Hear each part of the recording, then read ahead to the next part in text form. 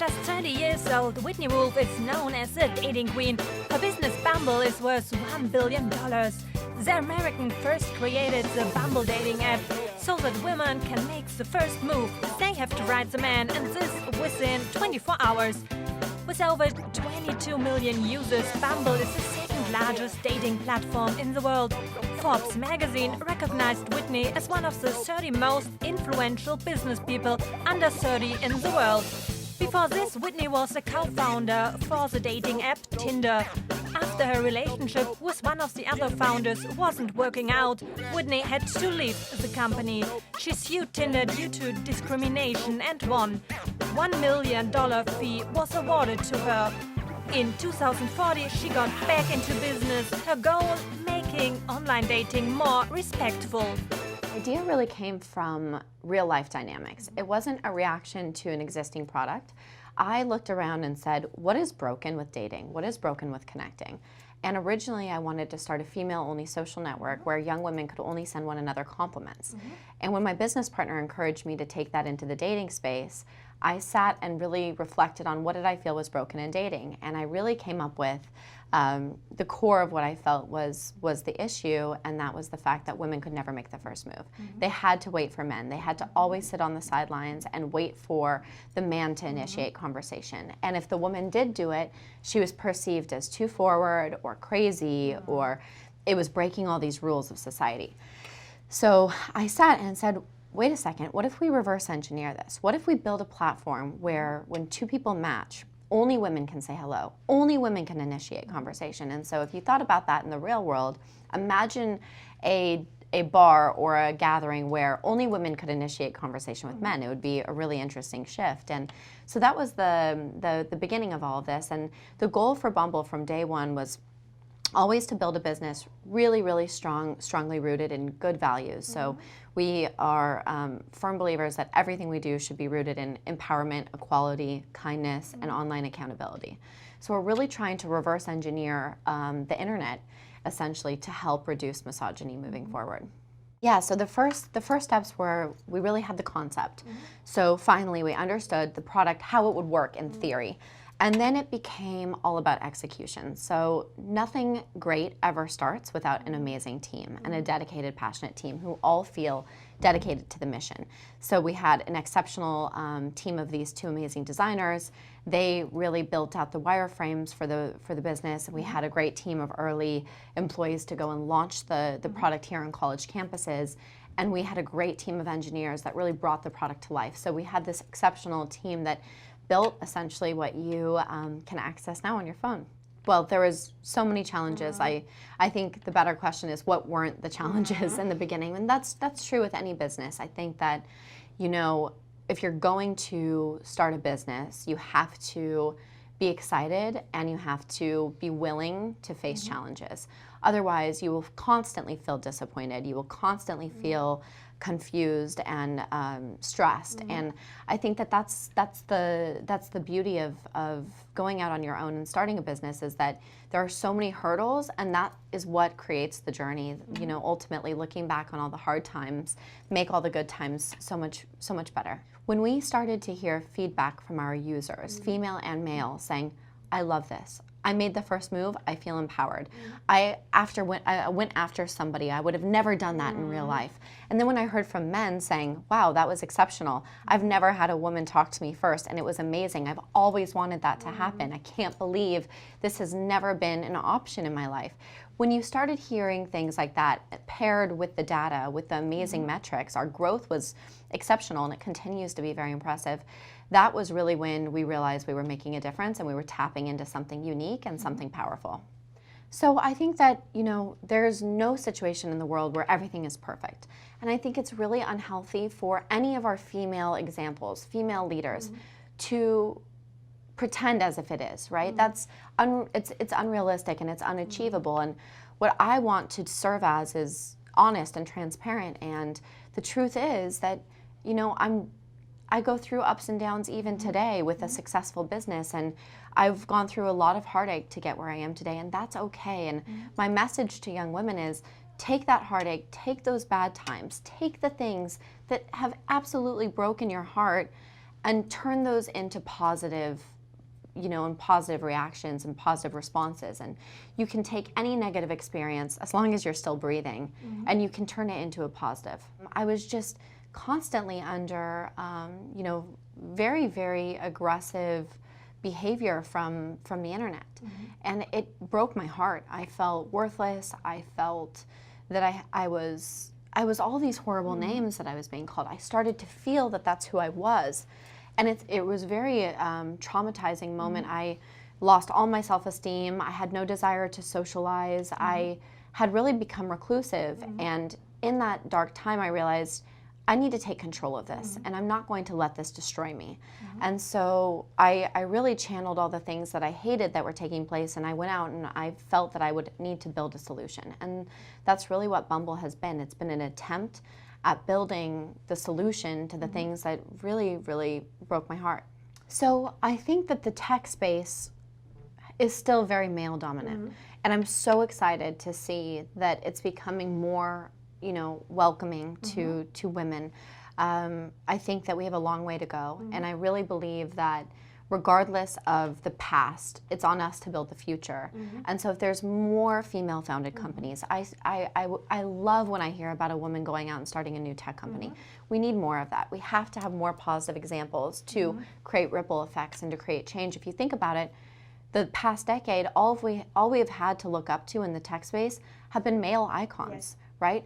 Male businessmen, ruthless, evil, mean, brilliant. And think about those words, think about that. And you have this generation of young women who don't want to be ruthless, or they don't want to be seen as a, very aggressive business person. They just want to build something that they're passionate about. And the divide and the disconnect in the tech industry has just not had a lot of leaders to encourage the next generation to go into that. And so if we can leave any mark on the world beyond the impact we're having on our users, it's that you can have a business in the tech space run by a bunch of very smart women, and it can be just as strong as the one run by men. The past few years, competitors and people in the space fiercely underestimated what we were able to do with this company. And I think it protected us in a way because they didn't think we could do it. And so it's been a curse and a blessing.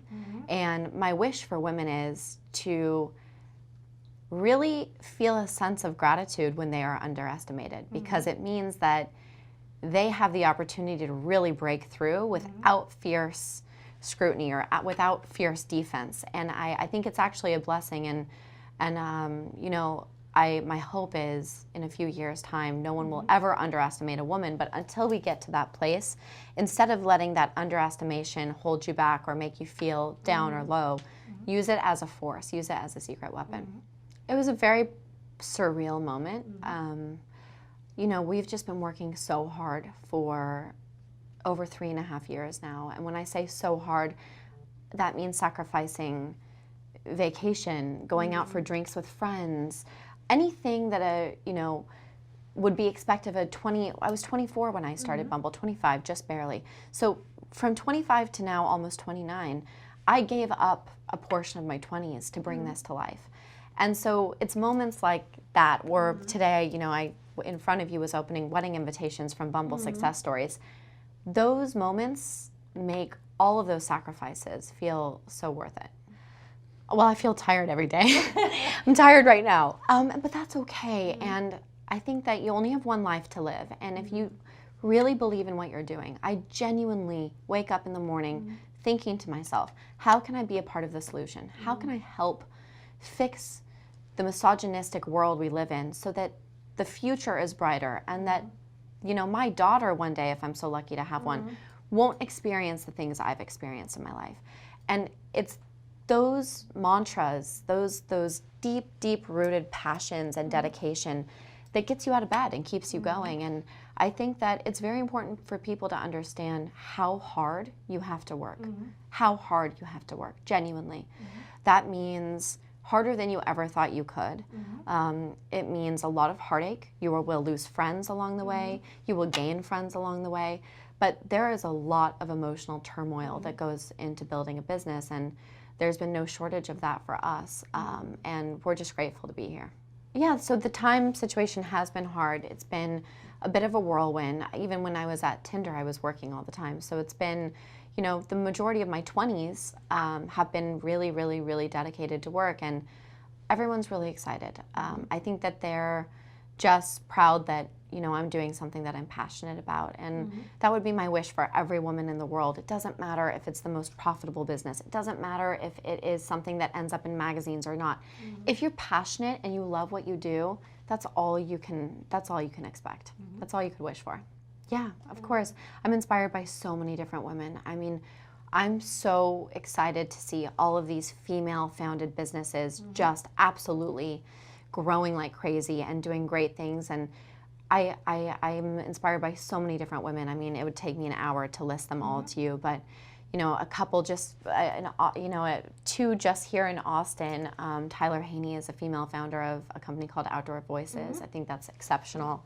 Also, Kendra Scott is a really incredible woman who founded her own jewelry and now home line. And you know, you see all of these companies around the world, and The Wing has been, you know, something I'm so excited to see that growing, and I'm so proud of those women, and everyone's just doing such an exceptional job, and it just makes me so happy to see. And something that I think is really interesting is men don't support each other the way women do, from what I've seen. It's really phenomenal to see these women who are applauding other female companies in a genuine way. I have never seen a male tech CEO Instagram their excitement about another male tech CEO's company doing well. So it's really interesting to see the power of female friendship and support, and it really does help everybody go forward. So it's very important to me that everybody feels equal here. I don't want it to feel like a hierarchy. I want everybody to feel empowered and motivated and inspired to share their ideas and to be innovative. We really encourage collaborative behavior here, and everybody treats one another with kindness. That is just, we have a zero tolerance policy in our office and on our platform for any bad behavior. And so it's just been really exciting to see people thrive and start in one role and then evolve into another role, and it's just been a really great journey. I do know a lot of successful people, and I think the one thing they all have in common is just immense passion for what they're doing. A lot of them run their businesses differently. A lot of them approach you know, the day-to-day operations differently, but the one thing I have seen to be absolutely true is just their undying passion for what they're doing. And I think that that is what really propels people to greatness.